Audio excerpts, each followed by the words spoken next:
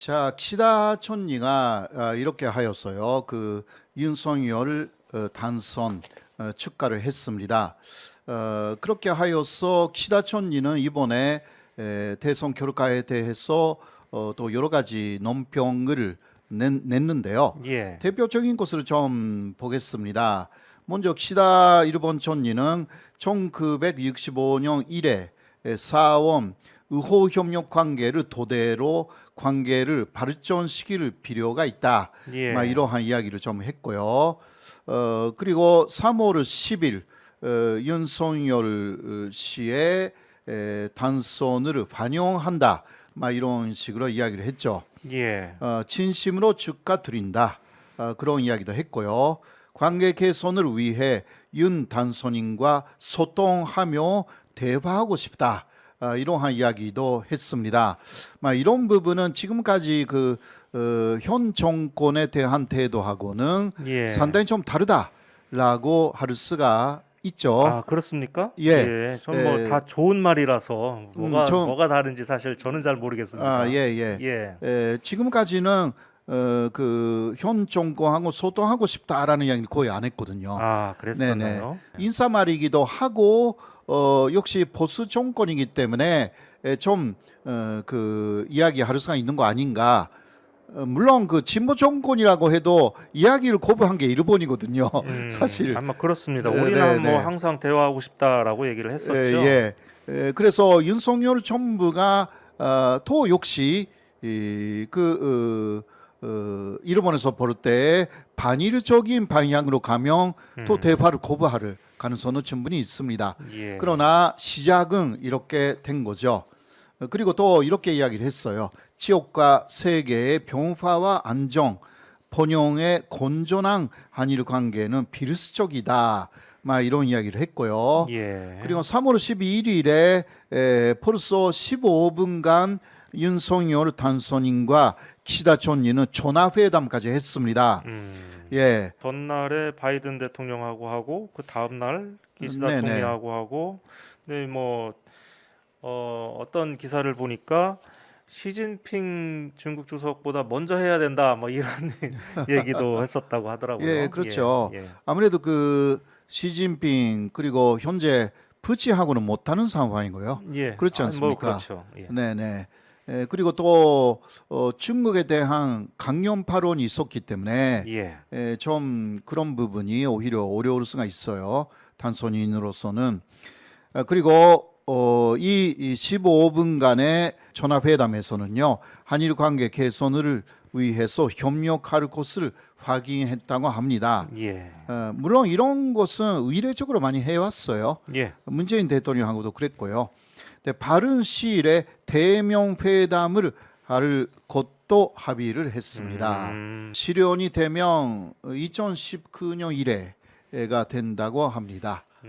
2019년 2월 말에 잠깐 일본의 나고야에서 있었던 G20에서 문재인 대통령하고 얼굴만 좀 봤다. 아베 전 총리가요. 예. 그때 전식 회담은 없었습니다. 예. 네네네.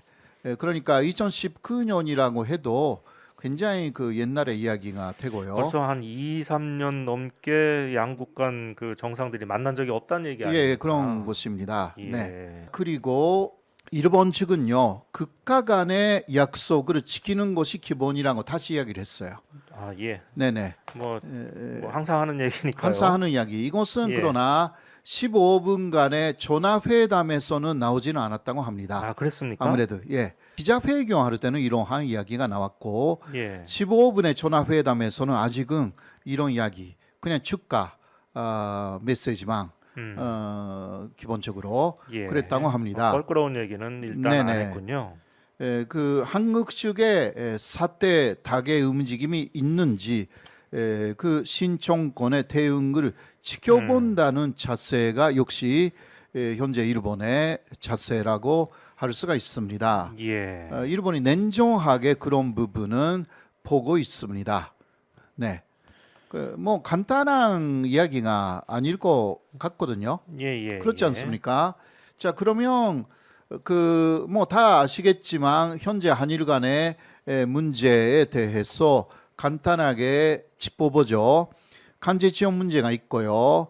이곳은 바로 연내에 현금화가 이루어질 전망에 있습니다. 예. 이 부분을 어떻게 하느냐? 일본 라는- 언론에서도 가장 걱정하는 분야가 바로 그거더라고요. 네, 현금화가 이뤄질 경우 굉장히 네. 심각한 문제가 될 것이다라고 다들 우려하고 있습니다. 네, 심각한 문제가 어떤 것인지 잘 모르겠고요. 예. 사실 그렇게 해서 말하자면 한국에 하지 말라라는 하나의 메시지일 수도 있고요. 예. 네, 이 문제가 있고요. 그다음 위안부 문제가 있습니다. 네네. 예, 사실 그 키시다 촌촌리가 외산 시대에 그 합의를 이끌어낸 그 한일 위안부 합의죠. 그렇죠. 예. 이 문제를 일본 쪽에서는 복원해 달라 이런 식으로 나올 가능성이 좀 있는 것 같습니다. 예, 예. 그리고 독도 문제죠. 이 독도 문제는 어떤 합의라든가 그런 것은 글쎄요. 현재는 그건 없습니다. 독도 문제를 가지고 무슨 타협을 할 수 있는 문제가 아니지 그런 것은 않습니까? 없습니다. 예. 그래서 이 독도 문제는 지금은 약간 시기가 아니라서요. 예. 잠잠해진 것이고 시기라는 것은 사실 그 2월 22일에 다케시마의 나르 때 고정화됩니다. 그러니까 뭐 얼마 전에 지나갔네요. 지나갔죠. 예. 네, 그리고 또 사실 그 3월이나 4월에도 좀 고비가 있기는 해요. 무슨 일이 있습니까? 그거는 일본의 그 외교 청소라든가 아하. 그리고 그 조금 지나면 방위 백서 음흠. 거기에 독도는 일본 영토다. 예.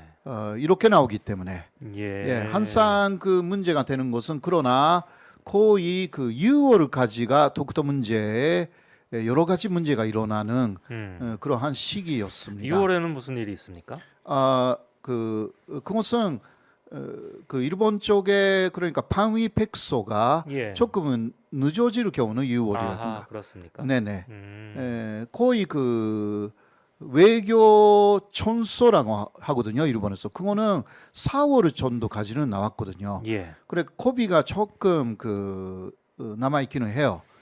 근데 이 부분은 금방 그래도 아직은 문재인 정권 하에서 그게 일어나지 않습니까? 예. 예, 이러한 부분들이 그래도 6월이 되면 또 벌써 그 윤석열 정부니까 이게 어떻게 될지 좀 지켜봐야 되는 것 같고요.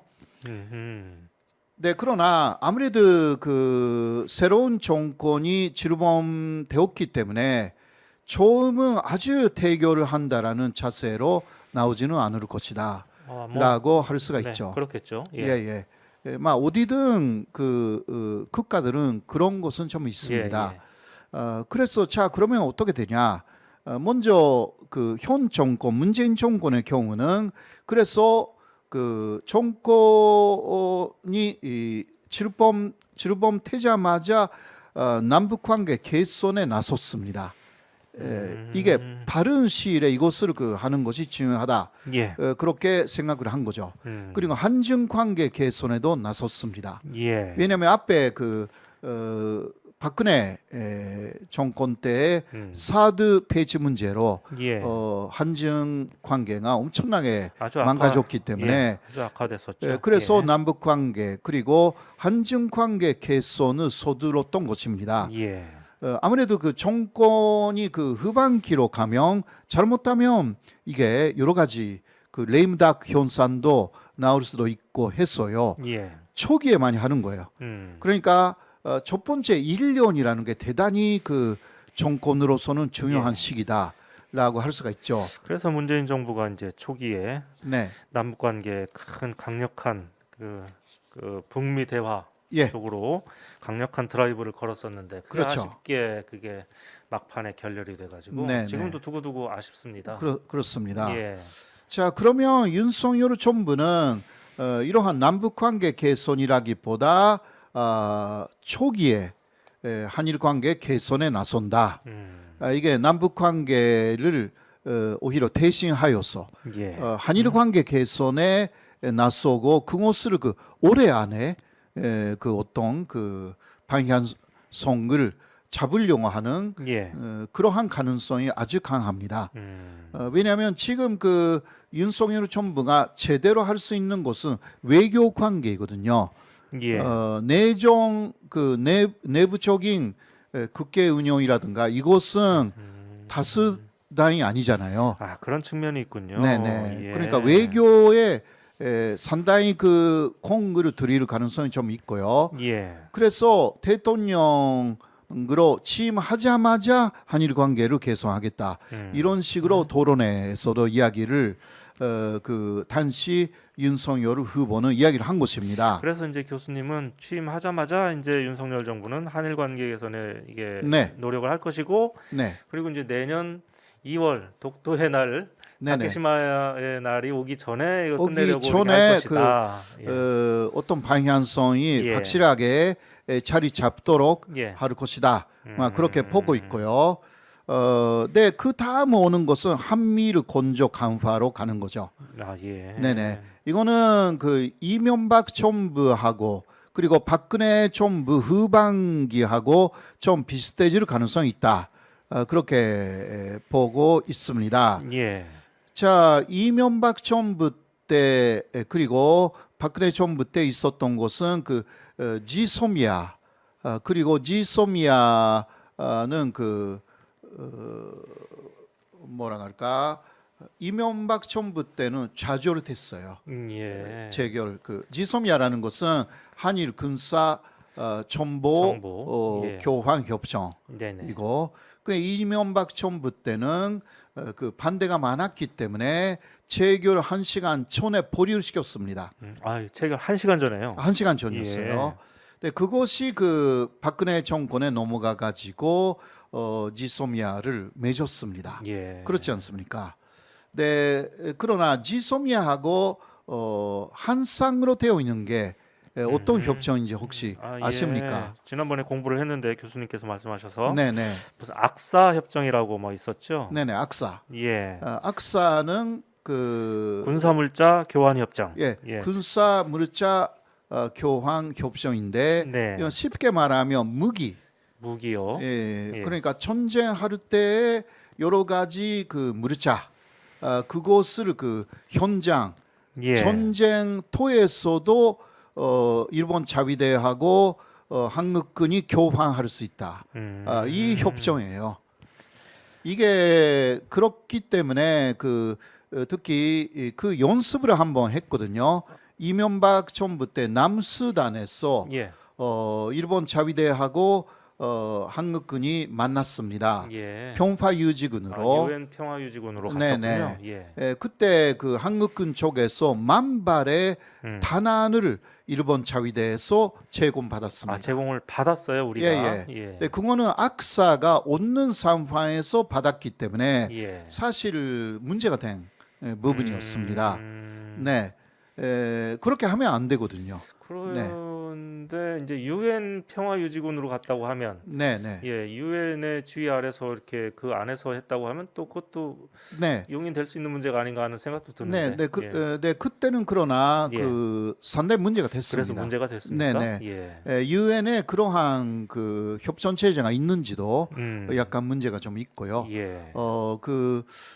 그때 굉장히 문제가 됐습니다. 예. 네, 그래서 사실 그런 문제를 없애는 차원에서 예. 악사라는 것을 함께 추진하려고 했던 거죠. 지소미아하고 함께요. 예. 그러나 그렇게 되면 이게 사실상 한일 군사 동맹이라는 이야기죠. 예. 한일 군사 동맹이라는 거예요.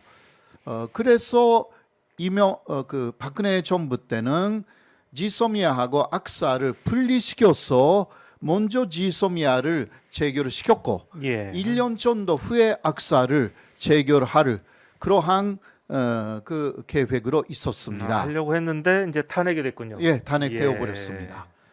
그런데 문재인 정권이 되었기 때문에 예. 악사까지 가면 이것은 사실상의 한일 군사 동맹이다. 유사시에 일본 자위대가 한반도에 들어오게 될 명분이 예. 만들어진다라는 이야기가 된 거죠. 그러니까 이곳은 그 거의 영원토록 보류를 한 거예요. 문재인 정권에서는요. 예. 네네. 그러나 이게 특히 미국 쪽에서는 더 악사까지 체결해 달라라는 게 좀 있거든요. 예. 네네. 그래서 윤석열 정부가 되면 이 부분이 다시 재연될 가능성이 없지 않아 있다라고 저는 네. 보고 있는 거죠. 그러니까 이제 지난번 TV 토론에서 심상정 후보가 네네. 윤석열 후보한테 이걸 하게 되면 그 일본이 한반도 문제에 개입하게 되는데 네. 그래도 이 한미일 군사동맹을 하겠습니까? 이렇게 물어봤다가 그럴 수도 있겠죠. 뭐 이런 식으로 그런 대답을 이야기. 해가지고 크게 파문을 일은 적이 그렇죠. 있었죠. 네, 아직은 한일 군사동맹 자체가 없고요. 예. 그러니까 한일 건조밖에 없습니다. 음. 네, 그러나 이런 악사까지 가면 예. 사실상 한일 군사동맹이다라고 예. 할 수가 있어요. 그 말을 쓰지 않아도. 네, 이러한 부분은 우리가 정말 조심해야 되고요. 이게 이제 위안부 협상이나 뭐 이런 거 이상으로 굉장히 그 민감한 민감한 주제인 것 부분이고, 같은데요. 예. 그리고 또 단지는 그 이명박 정권 때도 그렇고, 박근혜 정권 때도 그렇고요. 예. 남북 간에 좀 긴장이 더 고조되었습니다. 예. 그렇지 않았을까요? 음흠. 그렇죠. 예. 아무래도 그 북한을 굉장히 많이 그 자극을 하겠죠. 자극을 하고 또 우리가 해줄 만큼 북한도 해줘야 된다. 예. 이런 식으로 또 북한이 좀 이렇게 한다면 그 경제적으로 많이 도울 수가 있다. 예. 오히려 그런 말이 북한을 그 경제적으로 아래로 보고 그 얕보는 식으로 예. 북한 쪽에서 들린대요. 예. 예. 그러니까 엄청나게 화가 난대. 예. 그런 얘기 들은 적이 있습니다. 그렇죠. 예. 그러니까 그러한 부분에서 음. 상당히 자극을 하기 때문에 예. 자존심이 많이 상하겠죠. 네, 그렇죠. 북한 입장에서. 연편도라든가 예. 그 천안호, 천안함. 천안함, 예. 네네. 그때 다 이명박 정권 때 일어났고요. 그렇습니다. 그리고 그 박근혜 때는 그 완전히 그 개성공단 철수해버렸기 때문에 그렇습니다. 그때 굉장한 그 위기가 예. 고조되기도 했고요. 그렇죠. 네, 이러한 부분들이 어떻게 되느냐? 그러니까 저는 이러한 부분도요. 그 보수 정권이 됐으니까 다시 그렇게 해야 된다. 그거는 정말 위험하다라고 생각을 해요. 아하. 그러니까 평화적인 그 기조하고 그러한 부분을 혼합해서 가야 된다. 예. 물론 혼합해서 간다고 하죠. 그러나 자극을 하는 그러니까 너희들이 경제적으로 아주 아래에 있기 때문에 우리가 그 해줄게라든가 너무 그쪽에서 보면 자존심이 상하는 그런 정책을 내놓는 것은 마이너스라고 예. 그렇게 과거의 경험을 살려야 된다고 저는 생각을 하거든요. 예. 왜냐하면 이게 나라를 위해서 그렇게 해야 되고 또 민주당 쪽에서는 그러한 견제를 정확하게 그 윤석열 정부에 해야 되고요. 자고가 이제 윤석열 후보가요, 그 선거 기간 중에 무슨 선제 타격을 한다, 뭐 사드를 뭐 추가로 배치해야 된다, 뭐 이렇게 좀 험한 얘기를 좀 많이 하지 않았습니까? 예, 그래서 저는 좀 뭐 실제 그렇게 하려고 하는 게 아니라 선거니까 네, 그렇죠. 보수 색채를 좀 강하게 네, 주장하려고 하다 보니까 그런 얘기까지 하지 않았나 싶은 생각이 네, 들고요. 그럴 겁니다. 네. 예, 그러기를 바라고요. 네. 예.